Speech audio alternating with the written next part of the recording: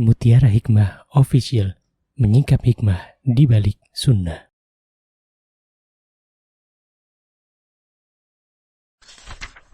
Salurkan donasi terbaik Anda untuk mendukung dakwah Mutiara Hikmah Official. Mau haji yang gak pakai antri? Daftar sekarang, insya Allah 2024 berangkat. Gratis keberangkatan umroh sebelum haji. Dibersamai oleh Ustadz Hanan Yasir dan juga Ustazah Imro'atul Azizah. Buruan daftar sekarang juga, sebelum harga naik.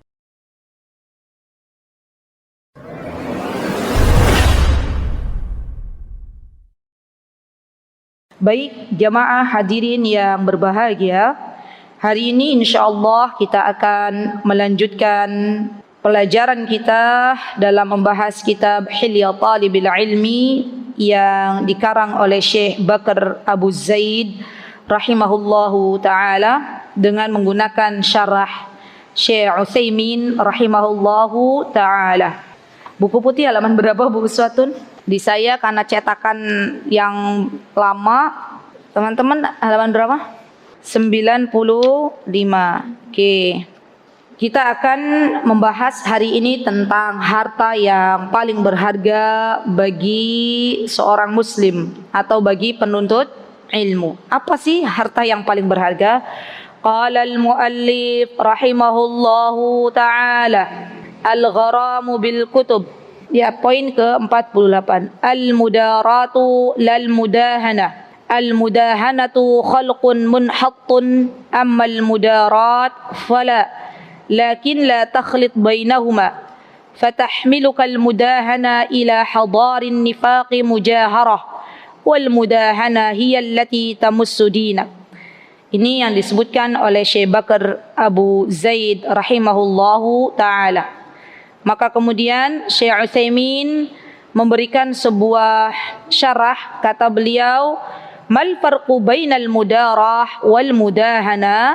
Kita langsung masuk ke apa perbedaan antara mudahana dan mudarah. Ini adalah sebuah istilah yang disampaikan oleh para ahlul ilmi dan kita boleh mengetahuinya. Apa sebenarnya perbedaan antara mudahana dan mudarah? Yang pertama, Syekh mengatakan al-mudahana huwa al-muwafaqah wa an yardal insan bima alaihi khasmuh wa an yatruka khasmahu wa ma huwa alaihi ولا يحاول إصلاحه فيقول ما دام أنه ساكت عني فأنا ساكت عنه قال سبحانه ودوا لو تدهنوا فيدهنون كأنه يقول لكم دينكم ولي دين ويترك على ما هو عليه من المعصية والضلال. Jadi teman-teman, mudahana dan mudahara ini masih bagian dalam perdebatan, ya. Apakah seorang penuntut ilmu dia diperbolehkan untuk berdebat atau mutlak tidak boleh perdebatan itu terjadi pada kalangan seorang penuntut ilmu? Kita sudah pernah belajar bahwa jikalau perdebatan seorang penuntut ilmu itu mendatangkan manfaat, maka itu diperbolehkan. Tetapi maksudnya manfaat adalah dia bisa menjelaskan tentang sebuah kebenaran. Seperti yang disampaikan oleh Dr. Zakir Naik ketika beliau berdebat dengan para komunis, berdebat dengan para ateis, maka Dr. Zakir Naik beliau memberikan sebuah penjelasan tentang apa itu Islam dan siapa itu Allah Subhanahu wa taala. Dari penjelasan beliau, alhamdulillah walillahilham, banyak orang-orang yang masuk Islam. Dan ini perdebatan yang diperbolehkan. Dan ada pula perdebatan yang tidak diperbolehkan. Di antaranya adalah debat kusir. Debat yang tidak ada kata akhirnya, gitu ya. Perdebatan antara orang yang tidak berilmu dengan orang yang tidak berilmu. Apalagi kita sekarang di tahun politik, kadang ya ada perdebatan antara A dan B. A dan B-nya berdebat masalah calon presiden dan ternyata calon presidennya anteng-anteng saja. Ya, hal-hal yang demikian tidaklah kita lakukan karena itu akan menghabiskan waktu, akan menghabiskan apa yang seharusnya kita bisa melakukan hal-hal yang bermanfaat. Ya. Nah, Syekh Utsaimin mengatakan, kata beliau di sini bahwa al-mudahana itu artinya dia menyetujuinya, muwafaqah, menyetujui apa-apa yang menjadi ketetapan di dalam sebuah perdebatan, walaupun isi perdebatan tersebut adalah sebuah kesesatan atau sebuah kemaksiatan. Ya. Jadi seakan-akan ia mengatakan lakum dinukum waliyadin, agamaku ya agamaku, agamamu ya agamamu. Padahal di situ adanya sebuah kesesatan, yaitu namanya mudahana. Berbeda dengan mudarah, di sini mudarah artinya apa? Ketika ada orang berdebat, mudarah an ya'zima biqalbihi 'alal inkari 'alaihi wa yuridu biha islahul khasmi. Yang mudarah ini lebih baik daripada mudahana. Apa manfaatnya? Mudarah dia ketika dia mengetahui ada kesalahan di situ, ketika dia mengetahui ada kesesatan di situ, ketika ia mengetahui ada penyimpangan di dalam perdebatannya, maka ia mulai mengingkari. Dan yang paling lemah adalah mengingkari dengan hatinya. Jadi ini sebaik-baik manusia itu teman-teman, kalau ada sebuah kemungkaran di depan mata, maka ia harus mengingkarinya. Dan mengingkari sebuah kemungkaran itu berlevel-level. Kalau kita bisa menggunakan lisan kita, maka ingkarilah dengan lisan. Kalau kita bisa menggunakan tangan kita, maka ingkarilah dengan tangan. Kalau kita tidak bisa mengingkari dengan tangan dan lisan, maka minimal dengan hati. Kalau sampai hati mengiyakan kemungkaran, kalau sampai hati mengiyakan sebuah kesesatan, maka dikhawatirkan Allah menghukum hati kita dengan lambat laun akan menjadi sakit, lambat laun akan menjadi mati. Itu yang disebutkan oleh Imam Ibnul Qayyim. Jadi kata Imam Ibnul Qayyim, kalau ada kemungkaran itu minimal kita mengingkarinya dengan hati. Kalau kita sampai mengiyakan adanya kemungkaran, kita tahu bahwa itu salah, tapi kita nggak mengingkari dalam hati, biarin aja gitu ya, toh urusan juga urusan dia, kita tidak mengingkari juga tidak berkata apapun, maka itu kita sudah mengikuti jejak kesalahan di dalamnya. Jadi minimal teman-teman, kalaulah kita nggak mampu untuk berbuat sesuatu, minimal ingkari dengan hati. Ya Allah, saya tahu itu salah. Ya Allah, ampunilah dosaku yang belum mampu untuk bisa beramar ma'ruf nahi mungkar. Harus ada, ya. Dan hal yang demikian harus dibiasakan. Kadang kita itu ada tipe cuek gitu loh. Cuek maksudnya, biarin aja itu kan dia yang berbuat gitu ya. Biarin aja itu kan dia yang berkata. Nggak ada pengingkaran di dalam hati kita. Jadi apa yang harus kita lakukan? Yang harus kita lakukan adanya pengingkaran dalam hati. Kalau kita tahu itu adalah sebuah kesalahan, sesuatu yang melanggar syariat, maka harus ada pengingkaran di dalam hati. Baik. Kemudian poin ke-49. Syekh berkata, al-gharamu bil kutub. Ini penting banget nih. Seorang penuntut ilmu, terutama ilmu agama, ia harus menjadikan harta yang paling berharga di dalam kehidupannya adalah al-kutub. Al-kutub jama' dari kitabun, artinya adalah buku-buku. Jadi tidaklah seorang disebut sebagai penuntut ilmu kecuali ia hidup bersama kitab-kitab, ia hidup bersama buku-buku. Apa yang disebutkan oleh Syekh Bakar Abu Zaid rahimahullahu ta'ala dalam kitab beliau Hilya Talibil Ilmi, beliau mengatakan syarful ilmi ma'lum li'umumi naf'ihi, bahwa kemuliaan ilmu itu sudah kita ketahui bersama. Ma'lum artinya sudah kita ketahui, ya. Apa di antara kemuliaan ilmu ya akhwat? Ayo, teman-teman kan udah belajar adab nih lama. Kemuliaan ilmu itu apa? Ilmu tuh punya kemuliaan sendiri. Contohnya apa sih kemuliaan ilmu itu? Ada yang bisa menjelaskan? 3 saja sebutkan. Kemuliaan ilmu, 3 poin. Silahkan. Siapa yang bisa acungkan tangan? Ini teman-teman udah kayak di bangku kuliah aja nih. Ya, enggak usah tekstual juga enggak apa-apa. Yang teman-teman ketahui dari kemuliaan ilmu itu apa? Cung, kan katanya kemuliaan ilmu itu maklum. Ayo. Oke, Masya Allah. Mbak Irma? Ya. Masya Allah, ahsanti. Dimudahkan jalan menuju surga. Yang kedua, kan tadi 3 saya minta. Ya. Didoakan para malaikat. Masya Allah, barakallahu fiik. Didoakan malaikat. Yang ketiga, terhindar dari perbuatan maksiat. Masya Allah, barakallahu fiik. Terhindar dari perbuatan maksiat. Masya Allah, jazakillah khair, barakallahu fiik. Ini hadiahnya dari Allah. Baik, kita lanjutkan bahwa kemuliaan ilmu itu sendiri sudah kita ketahui bersama. Apa di antara contohnya? Dimudahkan jalan menuju surganya Allah. Yang kedua, dijauhkan dari berbagai macam maksiat. Dan yang ketiga, didoakan oleh para malaikat. Bahkan bukan hanya malaikat saja yang mendoakan seorang penuntut ilmu. Semua makhluk Allah yang ada di bumi dan di langit semuanya mendoakan penuntut ilmu. Dan teman-teman yang saya cintai karena Allah, kemuliaan ilmu itu juga diantaranya bisa mengangkat pemiliknya derajat dengan derajat yang Allah berikan di dunia dan di akhirat. Jadi ilmu itu dengan seseorang memiliki ilmu, atas izin Allah, ilmu akan mengangkat derajat pemiliknya di dunia dan di akhirat. Masya Allah.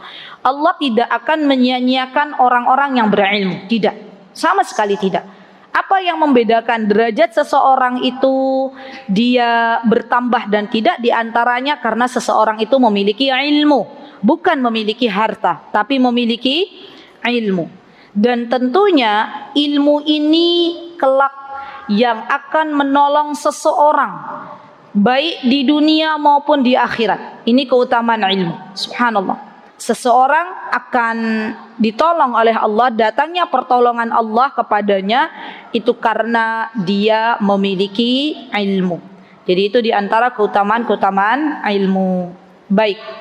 Kemudian Syekh mengatakan wa syiddatil hajati ilaihi ka hajatil badani ilal anfas. Masya Allah. Tolong digarisbawahi. Ini bagus banget kata-katanya. Dan butuhnya kita dengan ilmu itu diumpamakan seperti kebutuhan badan terhadap nafas. Lihat teman-teman, jasad kita itu butuh nafas napa mboten nggih? Butuh. Kalau seandainya ada manusia berhenti bernafas, nafasnya berhenti 5 menit saja, itu kira-kira jasadnya masih berguna napa mboten? Enggak, sudah mati. Ya kan, sudah dinyatakan meninggal dunia. Berarti jasad tanpa nafas atau jasad tanpa ruh itu tidak bermanfaat. Sama, manusia tanpa ilmu juga hakikatnya ia belum menjadi orang yang bermanfaat. Jadi kebutuhan kita terhadap ilmu sebagaimana kebutuhan badan terhadap nafas. Dan juga Imam Ibnul Qayyim rahimahullahu ta'ala, beliau pernah menyebutkan dalam kitab beliau Miftah Darus Sa'adah bahwa kebutuhan kita terhadap ilmu itu melebihi daripada kebutuhan kita terhadap makan dan minum. Kalau makan kita butuhan sehari 3 kali, kalau ilmu kita butuhkan setiap detik. Ilmu kita butuhkan setiap menit. Dan orang yang berilmu tentunya akan lebih memaknai hidup menjadi lebih bermakna. Ya. Kenapa? Karena di setiap detiknya ia tidak mau melewatkan apa-apa yang di situ ada pahala. Beda dengan orang-orang yang tidak punya ilmu. Ia akan berjalan dalam kehidupan ini dengan berjalan begitu saja. Tapi orang yang berilmu, apa yang ada di depannya, dia harus berpikir, oh iya, depanku ada sebuah amal salih. Masuk kamar mandi, dahulukan kaki kiri. Masuk masjid, dahulukan kaki kanan. Dia masuk rumah, ucapkan salam. Dia masuk rumah, ucapkan doa. Itu semua berpahala. Dan beda dengan orang yang tidak berilmu. Orang yang tidak berilmu masuk rumah saja. Orang yang tidak berilmu, nyun sewu, keluar rumah saja. Dan ini yang membedakan antara orang yang berilmu dan orang yang tidak berilmu. Baik.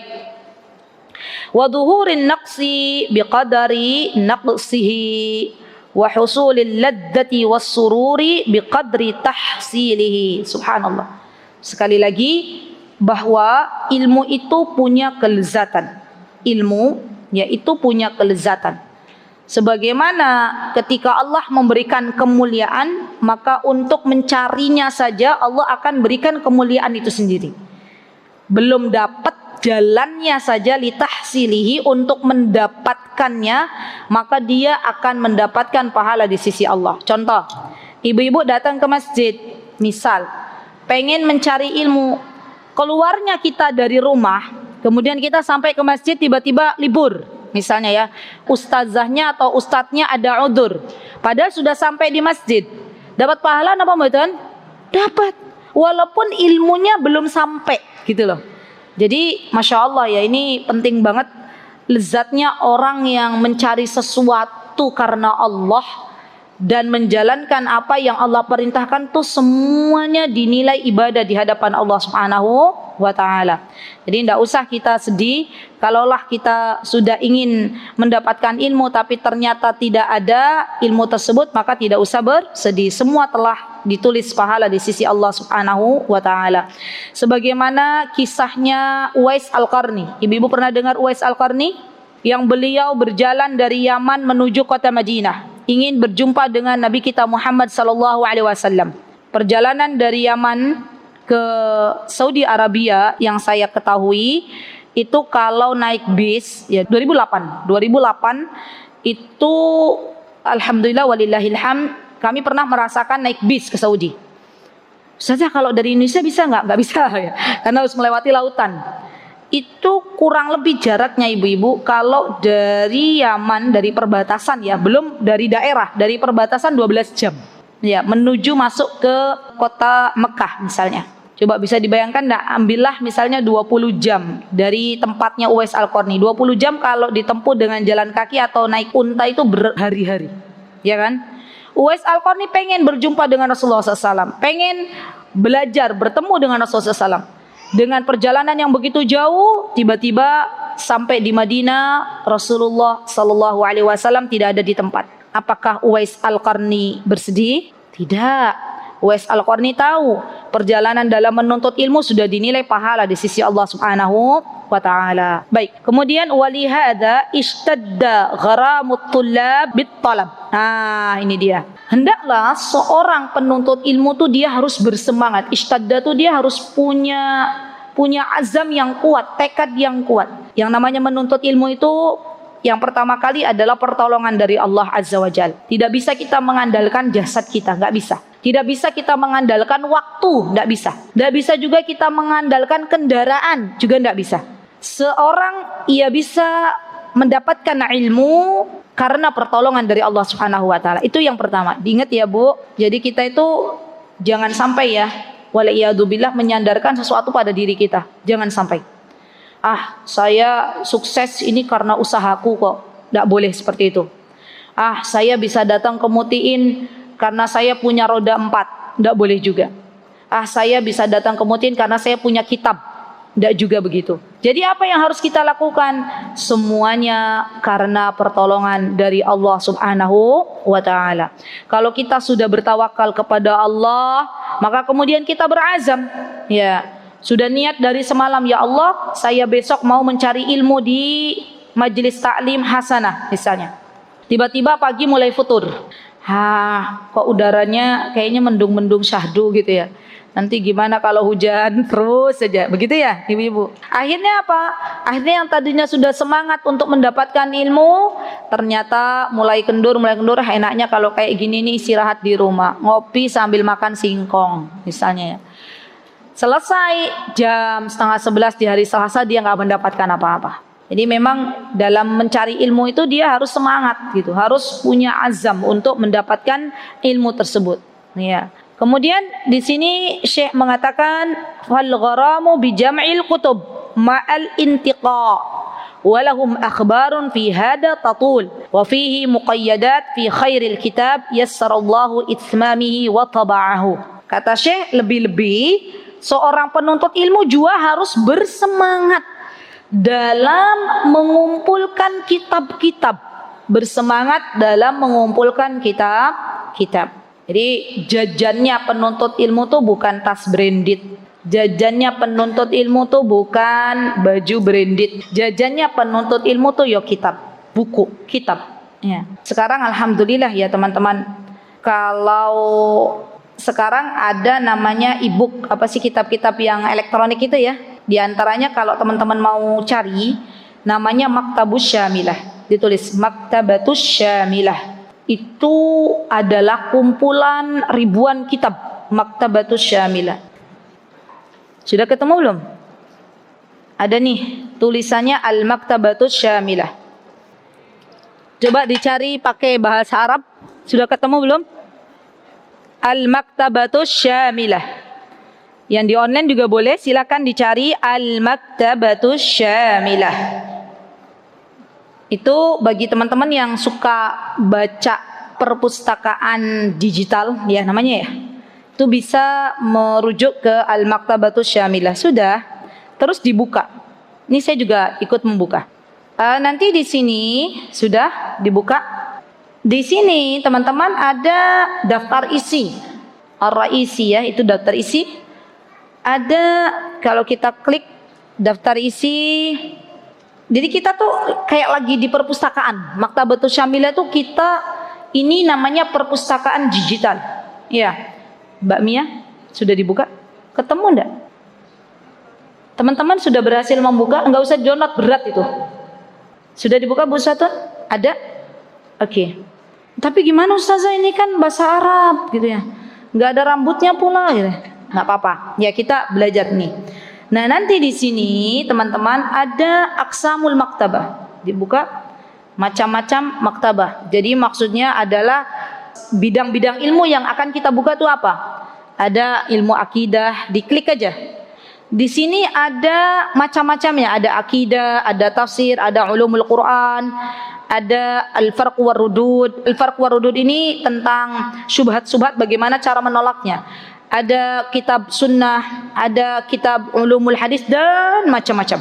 Ya Masya Allah, lengkap banget ya. Nah, nanti teman-teman boleh juga teman-teman kalau mau lihat biografi yang menulis kitab ya, teman-teman bisa buka Fahrosil Mu'allifin. Maksudnya dia tuh punya kitab apa saja sih. Misalnya teman-teman mau cari Ibnul Qayyim, tinggal dibuka aja Fahrosul Mu'allifin, Ibnul Qayyim, Bahsu'an Mu'allif.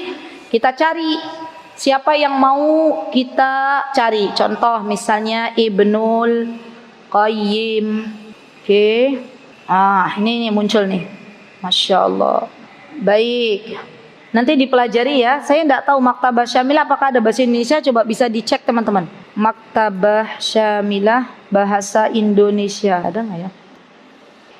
Wisata buku katanya ya. Tapi tidak tahu ini.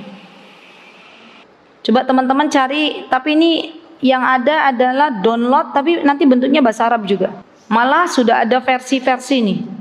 Insya Allah. Terbaru ada. Dulu waktu kami di Yaman 2008, kita mau pulang 2010 itu sudah ada. Jadi memang ini sudah lama sekali. Masya Allah. Menjelajahi dunia ilmu. Hadirnya Maktabah Syamilah sangat membantu para thalibul ilmi di masa sekarang untuk mencari literatur. Tetap pakai bahasa Arab, tapi kalau teman-teman mau mengetahui apa sih Maktabah Syamilah, boleh diketik di Google Maktabah Syamilah bahasa Indonesia. Nanti di sini ada perinciannya. Apa sih sebenarnya Maktabah Syamilah itu? Maktabah Syamilah adalah perpustakaan digital yang dia mencakup ribuan bahkan puluhan ribu ya kitab-kitab kontemporer ataupun kitab-kitab yang terdahulu. Masya Allah, ini banyak sekali ya. Masya Allah. Baik, sudah ya. Itu diantara rujukan teman-teman kalau mau punya perpustakaan digital. Ya, kan sekarang macam-macam. Kalau anak-anak muda biasanya ya sudah beda dengan zamannya kita para senior. Kalau anak-anak muda tuh sekarang biasanya nggak mau bawa buku fisik, bawanya buku yang ada di layar HP masing-masing, gitu kan ya? Monggo silakan. Bagi anak-anak muda yang mau menggunakan perpustakaan digital juga boleh, silakan merapat ke Maktabah Syamilah. Kalaupun misalnya masih mau menggunakan buku fisik, itu jauh lebih baik. Kenapa teman-teman? Karena suatu hari kelak teknologi ini sudah nggak ada lagi. Ya. Di area-area atau di negara-negara yang sedang berkecamuk perang, untuk masalah internet sudah tidak ada lagi. Maka tetap nanti akan kembali ke buku yang fisik ya.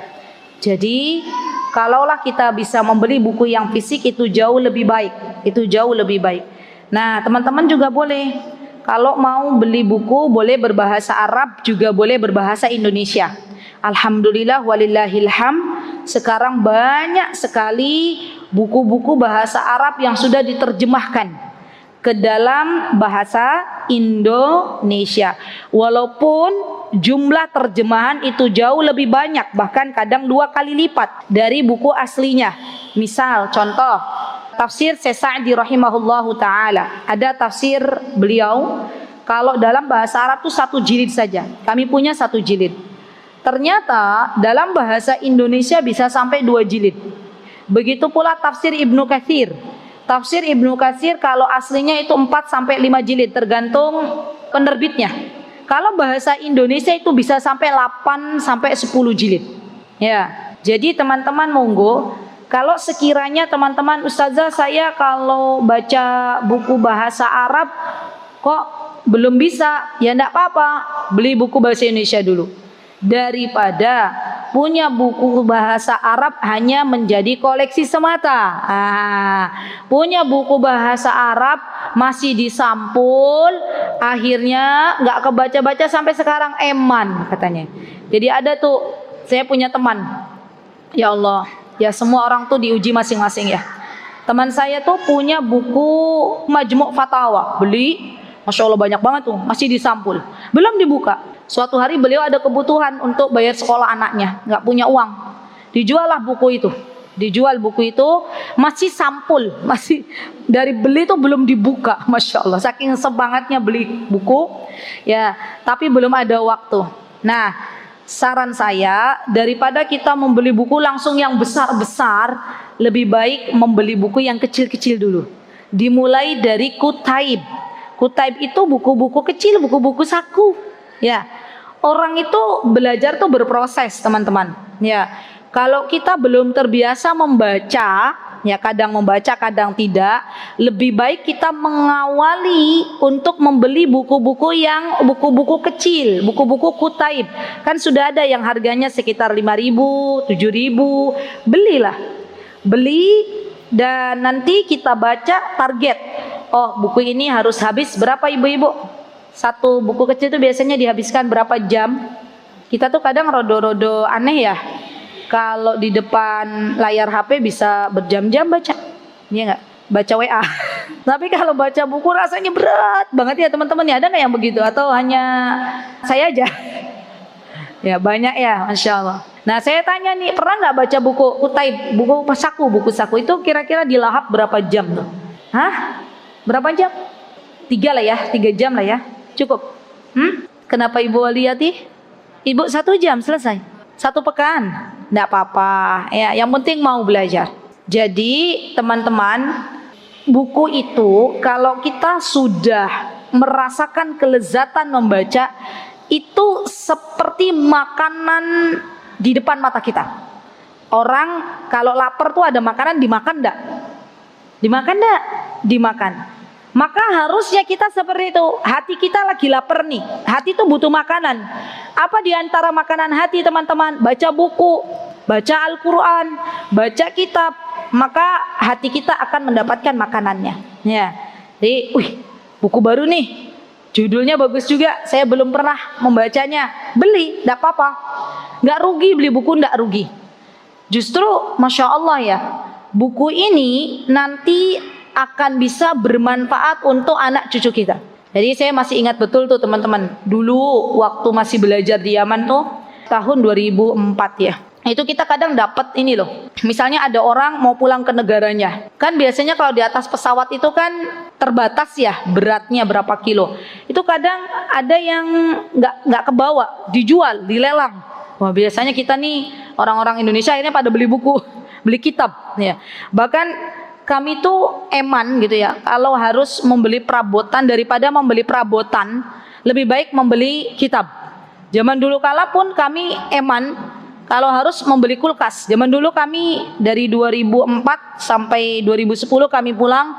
Walillahil hamdu lakasyukru walakal minnah. Kami nggak punya kulkas, nggak punya. Ya, yang ada tetangga kami yang baik hati. Ummu Yasir kalau punya sesuatu yang mau dimasukkan kulkas, titipkan aja ke ana. Karena orang Arab tuh biasanya punya kulkasnya gede-gede kayak lemari itu. Jadi bingung juga kulkas gede nggak ada isinya. Maka tawarkan ke tetangga-tetangganya betul. Nah, biasanya yang nggak pada punya kulkas tuh orang-orang asing, itu jarang punya kulkas. Ya, karena tetangga Arab sudah baik hati. Mau nitip apa boleh, itu di sana masih ada. Jadi kita orang-orang Indonesia terutama, ya karena kita tahu kitab itu di Indonesia mahal harganya. Daripada beli elektronik, lebih baik kita beli kitab. Ya, lebih baik kita beli kitab. Dan ini oleh-oleh penuntut ilmu itu biasanya kitab. Kalau ada orang menuntut ilmu oleh-olehnya bukan kitab, itu dipertanyakan. Ya, dia nuntut ilmu atau ngapain? Kan sekarang banyak juga tuh orang menuntut ilmu ke Timur Tengah, niatnya apa? Jadi YouTuber. Iya. Jadi ada salah satu warga Indonesia yang dia menuntut ilmu ke Timur Tengah. Yang ada apa teman-teman? Tiap hari ngevlog. Ya. Dan YouTube-nya banyak penggemarnya gitu loh. Itu kan balik lagi sesuai niat masing-masing. Jadi subhanallah, niat itu menentukan sesuatu ke depannya. Ya, jadi penting untuk kita membeli buku. Dan ternyata buku yang kami beli dulu di Yaman akhirnya dipakai juga oleh putri saya. Masya Allah. Sekarang saya mendapatkan putri saya memakai kitab yang dulu pernah kami beli. Masya Allah. Ya.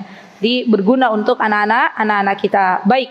Kemudian di sini Syekh mengatakan walahum akhbarun kata Syekh, jangan asal membeli kitab, tapi kita juga harus bisa menyeleksinya.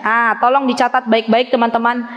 Kita masuk ke toko buku itu jangan semuanya dibeli. Ya alhamdulillah, kalau mau dibeli semuanya pasti yang punya tokonya juga senang. Ya, tapi kita harus bisa menyeleksi kira-kira kebutuhan kita saat ini itu apa. Ya, oh iya saya kok rasanya pengen beli buku masalah hati. Ya beli buku masalah hati. Oh saya kayaknya pengen beli buku masalah pengasuhan. Beli buku masalah pengasuhan. Oh saya bulan ini mau belajar tafsir. Ya beli buku tafsir. Tergantung kebutuhan.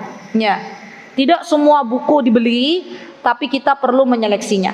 Dan juga yang namanya buku itu kita harus menyeleksi siapa penulisnya, teman-teman. Hati-hati, nggak semua buku kita beli, kita harus tahu penulisnya siapa, ya, isinya apa, ya. Dan juga biasanya kalau kami juga pilih penerbit. Jadi di antara penerbit itu ada perbedaan dalam kualitas kertas biasanya.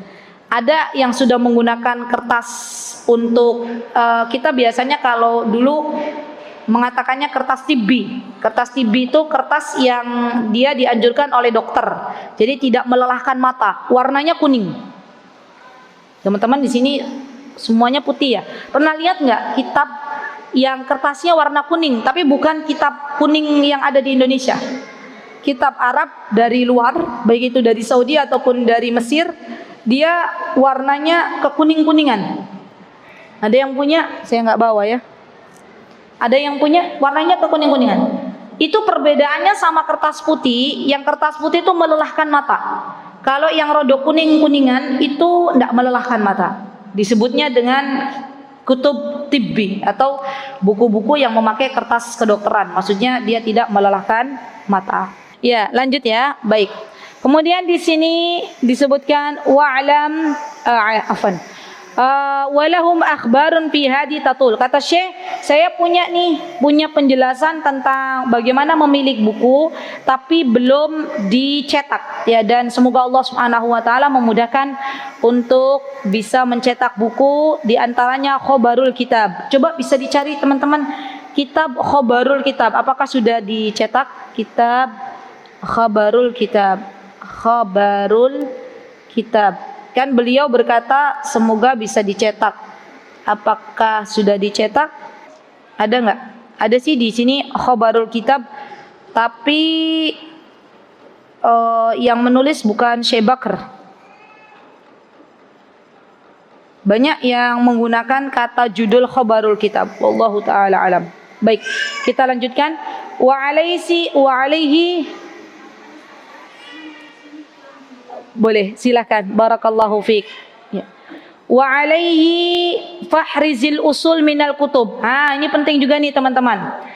Kita sebagai seorang penuntut ilmu harus membeli buku-buku induk terlebih dahulu. Al-usul itu buku-buku pokok, buku-buku yang menjadi pondasi bagi penuntut ilmu. Apa misalnya? Contohnya dalam masalah akidah, beli Qawaidul Arba'. Ini penting. Namanya Qawaidul Arba'. Dalam kitab tafsir, beli Tafsir Muyassar. Itu juga bagus. Ya. Waalaikumsalam warahmatullahi wabarakatuh. Dalam kitab fikih, bisa teman-teman beli, kalau fikih Imam Syafi'i maka Matan Abu Syuja. Itu juga bagus. Dalam ilmu nahwu maka pondasi atau usulnya ada di Ajrumiyah. Tahu, pernah dengar kitab Ajrumiyah? Teman-teman? Ada yang sudah pernah belajar Al-Ajrumiyah? Pernah ya? Nah, sebelum ke Amriti, sebelum ke Alfiyah Imam Maliki, maka itu perlu namanya Al-Ajrumiyah. Baik. Kemudian kalau mau belajar bahasa Arab yang membahas tentang conversation atau muhadasah, teman-teman boleh punya buku Al-Arabiyyah Baina Yadaik. Itu penting. Al-Arabiyyah Baina Yadaik. Itu buku bahasa Arab yang menurut saya bagus untuk pemula. Al-Arabiyyah Baina Yadaik. Jadi sebelum ke Durusul Lughah itu diawali dengan Al-Arabiyyah Baina Yadik. Dan ini pun saya dapat rujukan kitab ini dari seorang syekh dari Mesir, Syekh Abdurrahman Hasan hafizahullah taala, ketika beliau membuka kelas untuk para talib dan talibah orang Indonesia, maka beliau memberikan saran untuk para pemula menggunakan kitab Al-Arabiyyah Baina Yadik. Sudah punya ibu-ibu? Belum? Enggak apa-apa. Ya. Baik. Untuk belajar apa lagi teman-teman? Tadi fikih sudah ya? Atau kalau enggak Matan Abu Syuja, Safinatun Najah. Itu juga boleh. Kalau yang kita kan madhabnya Syafi'i ya, maka pakai Safinatun Najah. Biasanya ini diajarkan di pondok-pondok tradisional. Kalau Matan Ghayah wa Takrib, itu Matan Abu Syuja. Sekarang kita lagi belajar di Masjid Pogung Baru. Saya membuka kitab itu di hari Rabu pekan keberapa Mbak Ika? Saya tuh kadang suka kelewat antara adab dan fikih. Yang fikih pekan ke-3. Fikih dulu ya. Di pekan ke-3, monggo kalau ibu-ibu mau merapat di Masjid Pogung Baru, namanya Masjid MPB. Tidak jauh dari Jalan Kaliurang, masih di bawah ya. Dan itu di sana membahas tentang kitab fikih Matan Abu Syuja atau fikih madhab Syafi'i, insyaallah. Baik. Kemudian untuk ilmu hadis, teman-teman bisa pakai kitab pondasinya adalah Bulughul Maram, bisa. Dan kitab Bulughul Maram saya buka di Masjid Firdaus. Di sana kita mempelajari Kitabul Jami'. Kitabul Jami' itu adalah kitab Bulughul Maram yang ada di akhir. Ya. Kalau untuk ilmu mustalahnya, jadi ada ilmu hadis, ada ilmu mustalah hadis. Kalau ilmu hadis tadi ada di Bulughul Maram, teman-teman harus punya. Kalau tidak punya Bulughul Maram, minimal Kitabul Jami'. Apa perbedaan Kitabul Jami' dan Bulughul Maram, Ustazah? Perbedaannya, Bulughul Maram lebih luas daripada Kitabul Jami'. Kitabul Jami' adalah bagian dari Bulughul Maram. Ya, jadi kalau belum sempat belajar Bulughul Maram, minimal Kitabul Jami'. Dan saya ada di Masjid Firdaus, Ngoto, Sewon, besok insyaallah. Di setiap Rabu pekan pertama. Ya, Mbak Mia. Pekan 1 kan? Oh iya ya, afwan. Besok pekan kelima, afwan. Besok pekan kelima, besok ada pekan kelima ya. Saya ada di MPB, berarti di tematik ya. Bersabarlah wahai hati. Nanti pekan pertamanya ada di Firdaus, insyaallah membahas Kitabul Jami'. Ya, bagian dari Bulughul Maram. Kalau untuk usul fikih, nah ini penting juga nih. Saya akan menyebutkan satu-satu saja. Al-usul min ilmil usul, harus punya. Kitab usul fikih, al-usul min ilmil usul. Al-usul min ilmil usul. Kitab sirah, kayaknya teman-teman sudah banyak yang punya nih. Saya sebutkan kitabnya. Ar-Rahiqul Makhtum, karya Syekh Safiyur Rahman Al-Mubarakfuri. Sudah pada punya belum? Nggak tahu Ustazah itu buku apa gitu. Itu ada bahasa Indonesianya, bagus banget, pakai banget. Kenapa saya katakan kita itu perlu belajar sirah ibu-ibu? Karena sejarah itu akan kembali berulang. Yang membedakan hanyalah tokoh dan waktunya saja.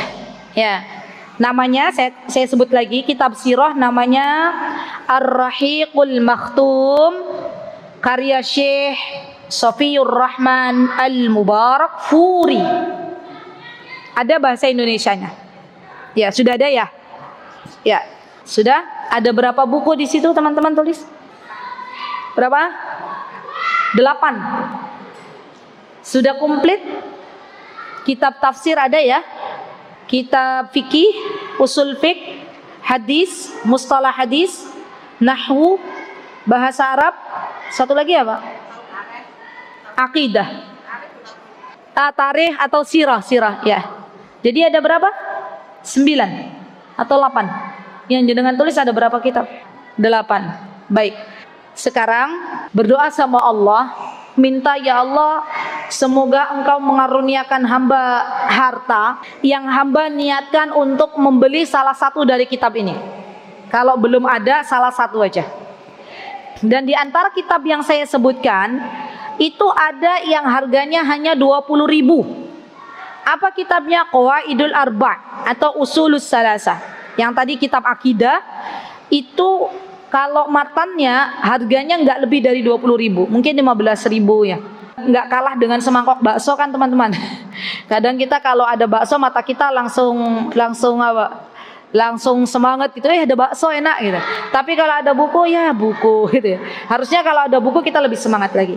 Ya, karena memang harta berharga bagi para penuntut ilmu ada di kitab atau ada di buku. Baik, kita lanjutkan. Syekh mengatakan, Masya Allah.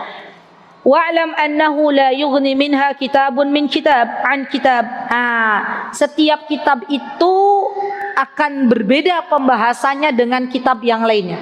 Jadi tidak mencukupkan satu kitab saja, karena setiap kitab itu berbeda pembahasannya. Seperti tadi ya ibu-ibu ya, ada kitab fikih berbeda dengan kitab bahasa Arab. Kitab bahasa Arab berbeda dengan kitab akidah. Jadi setiap kitab itu punya pembahasannya masing-masing. Baik.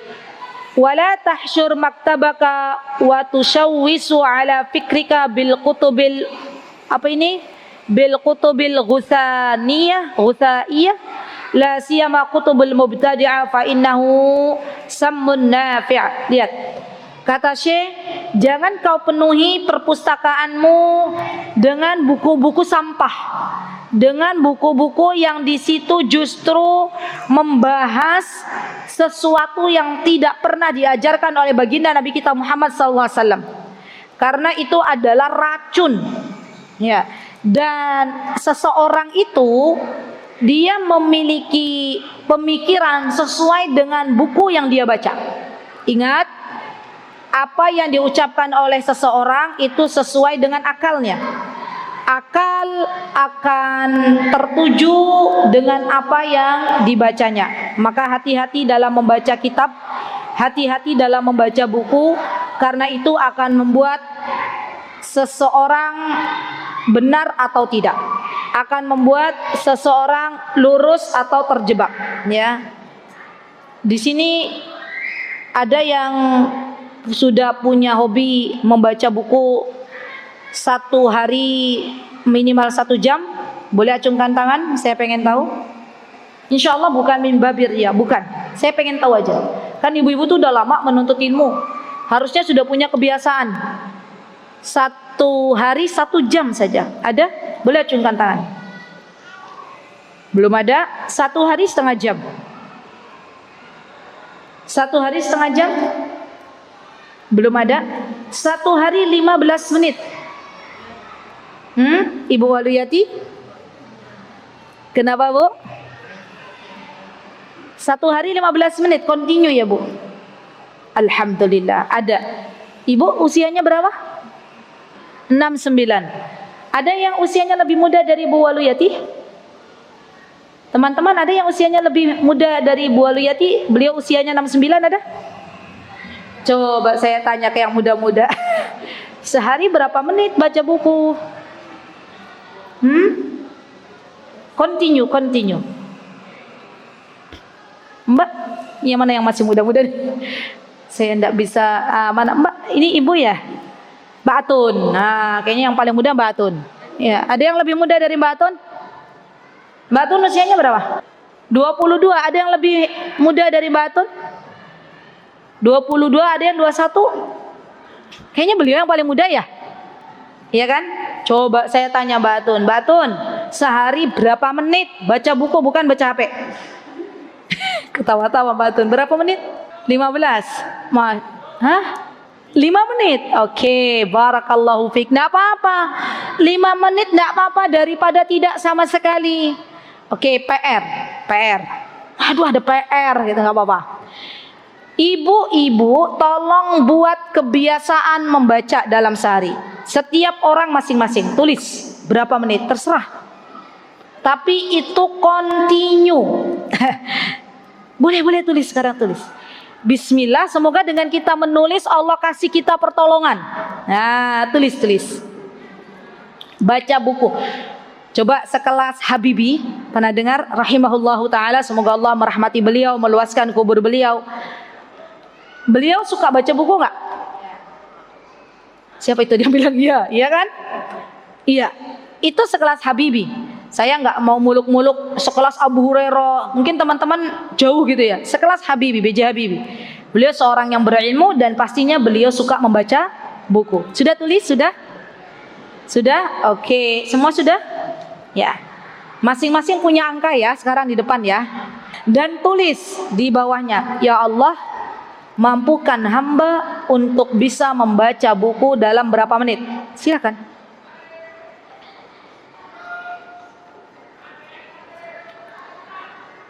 Ingat, baca buku bukan baca HP. Sampun? Baik. Saya pernah bertanya kepada salah satu syekhah, berapa lama Anda menghabiskan waktu untuk membaca buku? Maka beliau menjawab, setiap hari saya menghabiskan membaca buku kurang lebih minimal 5 jam. 5 jam.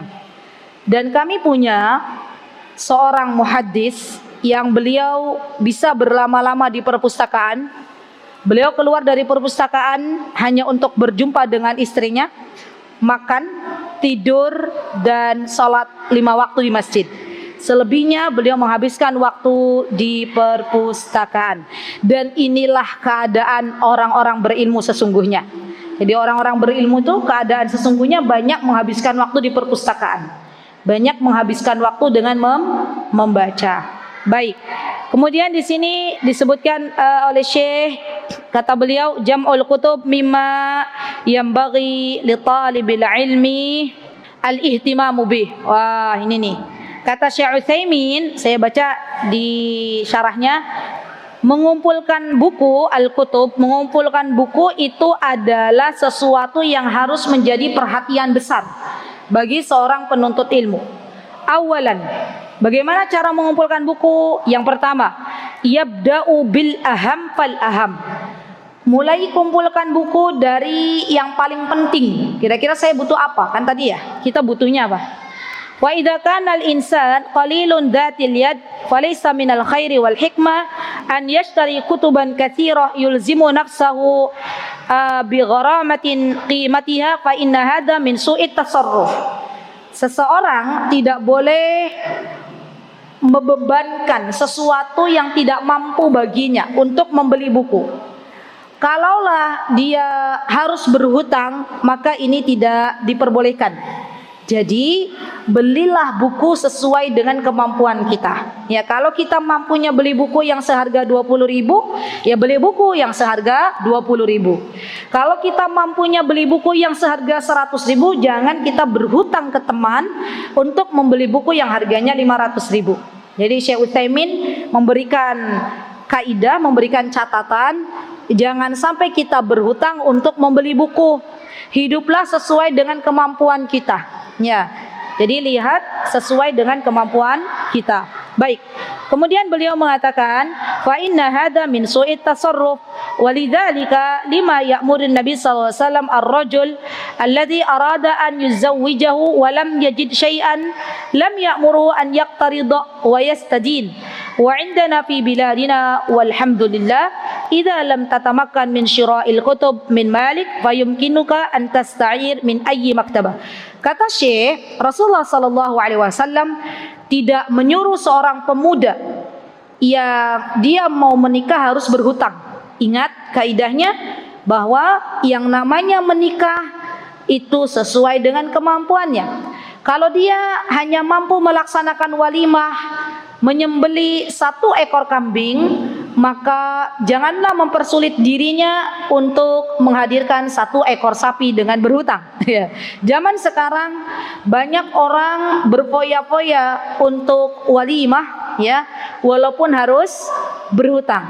Maka ada istilahnya yang namanya walimah itu harus balik modal. Gitu nggak sih di tempat kita tuh? Iya nggak ibu-ibu? Iya kan? Harus balik modal. Kenapa? Kan udah nyewa gedungnya sekian, udah cateringnya sekian, gitu nggak? Padahal sejatinya yang namanya walimah itu tujuannya bukan balik-balikan modal, bukan. Tujuannya apa ibu-ibu? Tujuannya adalah i'lan. I'lan itu memberitahu. Ini loh anak saya menikah, ini loh fulana menikah. Itu tujuan utamanya. Dan tujuan utama dari walimah itu adalah mendapatkan doa.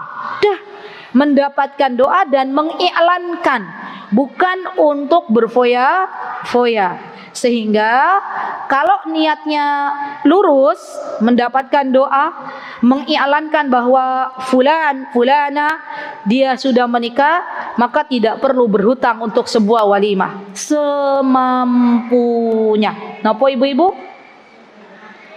Nah, dan ini di masyarakat kita masih banyak yang akhirnya berhutang demi walimah. Padahal Rasulullah SAW tidak pernah menyuruh itu. Baik.